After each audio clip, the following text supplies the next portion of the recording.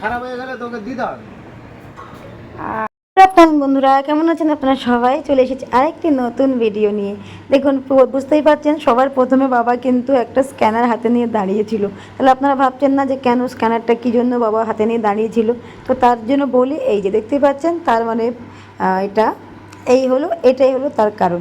আসলে বেশ কিছুদিন ধরে এই বাবার মোবাইলটা একদম খারাপ হয়ে গেছে, মানে কিছুতেই শোনা যাচ্ছিল না।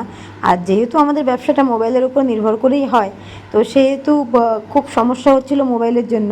তো বাবার এই মোবাইলটা বেশ পছন্দ হয়েছে, মোবাইলটা উনি পছন্দ করে নিয়ে এসছেন দোকান থেকে। তো সেই জন্য ভাবলাম চলো আজকে কিন্তু এই মোবাইলটা আমি কিনেই ফেলি।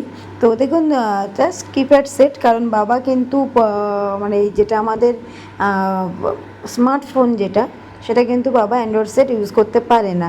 আর যেহেতু ইউজ করতে পারে না, সেই কারণে কিন্তু ওনার জন্য কিপ্যাড সেট। আর সত্যি কথা বলতে মানুষে না কত কমের মধ্যে খুশি হয়। যদিও বাবার থেকে বেশি খুশি আমি হয়েছি যে আমাকে ভগবান ওইটুখানি ক্ষমতা দিয়েছে যে আমি আমার বাবার জন্য অন্তত তার পছন্দের মতো একটা জিনিস তাকে আমি গিফট করতে পারছি। যদিও কাজটা উনি আমারই করেন, মানে ওই মোবাইলে ওনার ওনার যেন উপকার হবে তার থেকে বেশি উপকার আমার হবে, কিন্তু তবুও মোবাইলটা যে আমি ওনাকে দিতে পারছি, আমাকে সেই ক্ষমতাটা ভগবান দিয়েছে, তার জন্য ভগবানকে অনেক অনেক ধন্যবাদ। নতুন করে কিছুই চাওয়ার নেই আমার। হ্যাঁ, তো জাস্ট এইটুখানি ক্ষমতা আর এইটুখানি মন যেন চিরকাল আমার রাখে।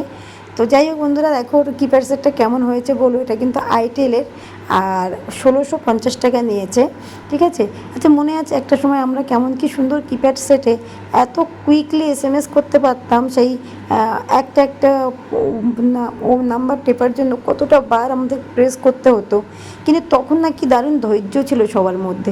এখন যেন আর বিন্দুমাত্র ধৈর্য আমাদের কারোর মধ্যে নেই।